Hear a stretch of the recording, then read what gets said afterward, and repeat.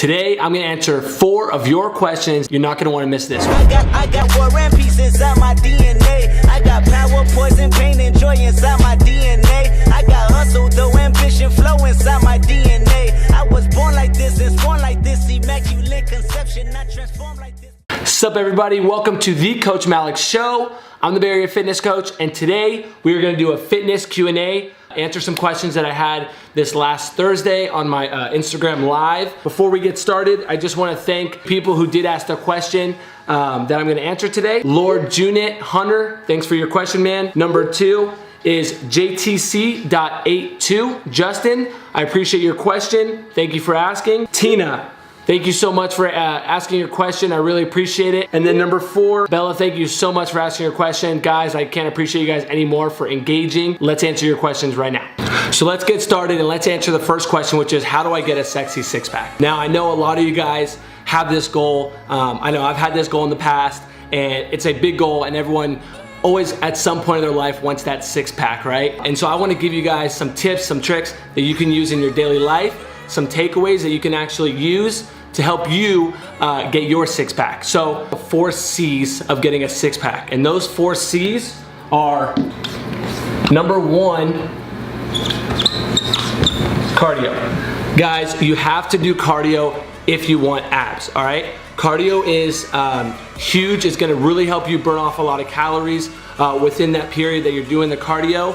And cardio can be whatever you want. So cardio doesn't have to just be running. Circuit training, you can do sports if you like basketball, if that's your thing. If you like biking, if you like swimming.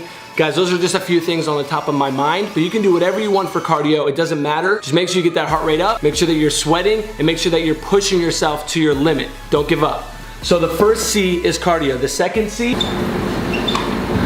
guys, the second C in order to get a sexy six-pack is core. If you want abs, then you have to work your abs. Now there's different ways to work your core. The first way is just body weight. So if you want to do planks, if you want to do some sit-ups, if you want to do some Russian twist, maybe you want to do some flutter kicks, maybe you want to do some scissors. Guys, there's so many things you can do body weight with your core, but if you're gonna do body weight, what I'd recommend is doing it every day or at least 5 times a week, because you wanna think of your core like a muscle. So if you're hitting your biceps or you're hitting your legs, and if you're hitting them pretty light, then you can hit them more frequently within the week. But let's say you add weight to the core. Now let's say you're doing decline sit-ups and you're using a 25. Or maybe you're doing planks, but you're having some plates put on top of you, so you're having some weight added to that. Or maybe you're doing some rotation work on a cable machine with some weight and you're really feeling it and it's really intense. On those type of core exercises, you're gonna wanna rest at least 24 to 48 hours before you do your next weighted core workout. But make sure that it's in your program, all right? Core is a must if you want a six-pack and you want those sexy abs, all right, Hunter? Number 3. Guys, the third C is carbs. Now this is a big one. In our day, in our American society, we are advertised, sold, fed carbs all freaking day, 24/7, 365. I cannot explain how important managing your carbs within your day is gonna help you out, not only in getting a sexy six-pack, but just living a healthier lifestyle altogether. So let me kind of explain like this. Hopefully this can kind of simplify things for you. But if you're gonna have this amount of calories within your day, okay? And this amount is carbs, 80% of your food is carbs, which more people do than you would think, then that's not going to put you at a beneficial spot to hit your fitness goals. Now let's say you had this many calories and this much were carbs. Let's say you had about 30% of your calories within a day to be carbs. Then you're gonna be fine. If you have about 30% of your calories within a day carbs, that's what I usually recommend to my clients. And again, if you're trying to go extreme and you're really trying to get really lean, or you're competing, or you're, again, doing something that a little bit extreme, maybe you're doing it for a temporary time, then maybe you can have 15 to 20% carbs. Maybe I would go low as 10, unless you're on the keto diet or whatnot. But 10 to 20%, 10 to 30% is plenty of carbs that you need within your diet. Make sure you keep it between 10 to 30%. That's the third C. The fourth C is calories, okay? Now this is something that we probably all struggle with. I do sometimes, maybe you do sometimes, but calories is something that a lot of people struggle with. And I'm gonna make this short and sweet.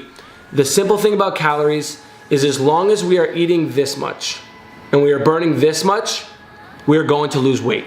okay? So make sure that within your day, you're eating the right amount of calories for your goals. And if you're trying to lose weight, make sure at the end of your day, and especially at the end of your week, you are burning a lot more calories than you are taking in. So for example, if you are trying to lose a pound a week, well, 3,500 calories equals 1 pound. So by the end of the week, you need to have a net negative 3,500 calories burned, all right, more than you consumed. All right, that's about 500 calories a day of you burning more than you're consuming. That's question number 1.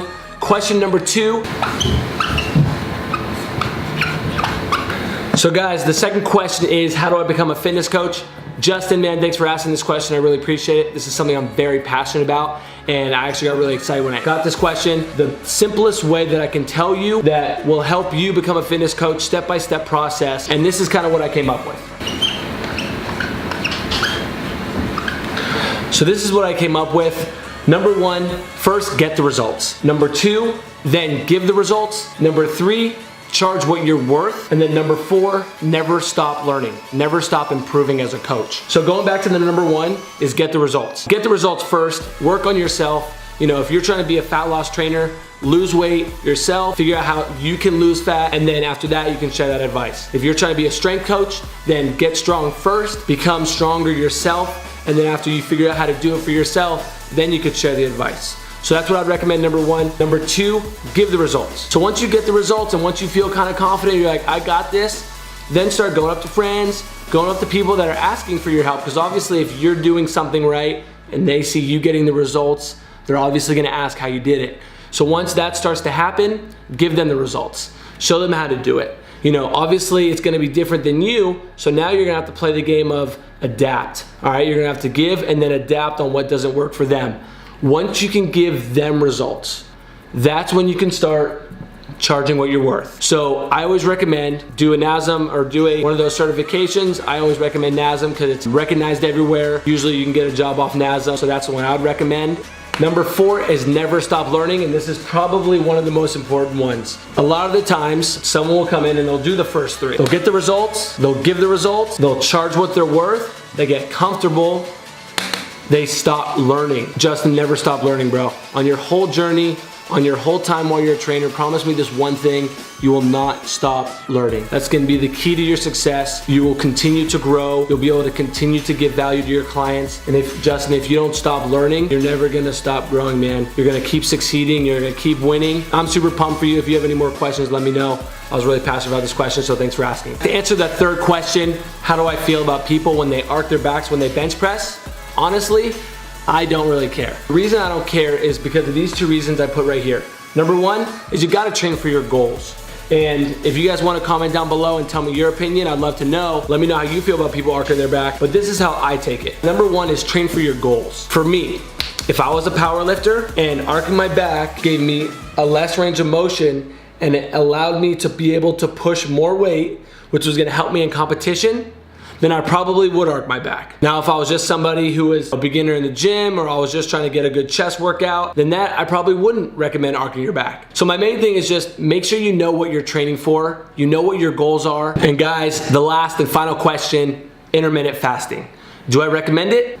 Based off of my own past experience, I was doing it for about 6 weeks or so, I think 8 weeks. I personally really enjoyed it. I found that I was able to lose fat, I was able to gain muscle, and with my schedule, it fit perfectly. What I did was I did a 16-hour fast with an 8-hour eating window. I started eating at 1. And what I would do is I would, at the end of my fast, that's when my workout was. So my workout was around 10:30, 11, and I work out to about 12, 12:30. And then I ate from 1 for 8 hours, so 1 to 9, and 9 was the last thing I could eat. That's what I would personally recommend, by the way, because after you can have this huge feast and you're super hungry from the fast and super hungry from the workout, it's amazing. So that's what I'd recommend. How long I'd recommend it for? You can do it for as long as you want. So I did mine for 6 to 8 weeks. You could do yours for that same amount of time. You could do yours for longer. It all depends on you and how long you can consistently do that. If you're gonna do it for 6 weeks, make sure every single day you're staying consistent, you're staying disciplined, and you're actually doing those 16-8, or I believe there's a 20-hour fast and then a 4-hour eating period. And I believe there's one out there that's like 24 hours and then you have like 8 or 10 hours to eat and then another, I don't know, but I would definitely recommend trying it out if you're interested. Who I'd recommend it to? A busy person. If you have a lot going on your plate, you work a lot, you have the kid stuff, you have this, you have that, then I would definitely recommend at least trying it out. Is because you don't have to worry about eating throughout the whole day. You just make sure that you schedule that time during those 8 hours or during those 4 hours or whatever. You schedule that time out and you're gonna eat. If you have an 8-hour window, then you're probably gonna have 2 meals in there. If you have a 4-hour window, you're gonna probably have one big meal in there. Just make sure you schedule those out. If you have a busy schedule, I'd recommend it to you. Someone I don't recommend it for is someone who is an emotional eater. I would not recommend this because at the end of the fast, you are gonna be hungry and you're gonna be attracted to foods that probably aren't that good for you. High in sugar, high in sodium. If you are an emotional eater, I would definitely not recommend intermittent fasting for you. Just try to get on a steady schedule of eating the right foods throughout the day. When you wake up, have your fruits, have your coffee, have your oatmeal, have your banana, whatever is your thing. For lunch, make sure you have a high protein, medium carb, high veggie diet, okay? And then for dinner, just make sure the protein's still high, the carbs are low, but that's what I'd recommend for you. Guys, before I end this video, I just want to say thank you so much for watching. I really appreciate you. If you got any value from this, please hit the like button, hit the subscribe button too. And if you have a question that you want me to answer, just drop it in the comments. Guys, I go through all the comments, I read all the comments. So if you want your fitness question answered, drop it in the comments and maybe I'll answer your question in the next Instagram Live or the next YouTube Q&A. Before I end this video, I just want to say be certain in your skills, be certain in your talents, and be consistent in your dream. Consistency is key. See you next time. I got loyalty, got royalty inside my DNA. Cocaine quarter piece, got war and peace inside my DNA. I got power, poison, pain, and joy inside my DNA. They're getting the results, but they're not achieving exactly what they wanted or exactly what they want. Oh shit, fuck. This again, charge what you're worth, okay? Don't lowball you. Oh, damn it. But guys, there's so many different options. Those 5 I just popped at the top of my head, there are thousands of, damn it. Just make sure you know what you're training for. You know what your goals are. You know, that scared me.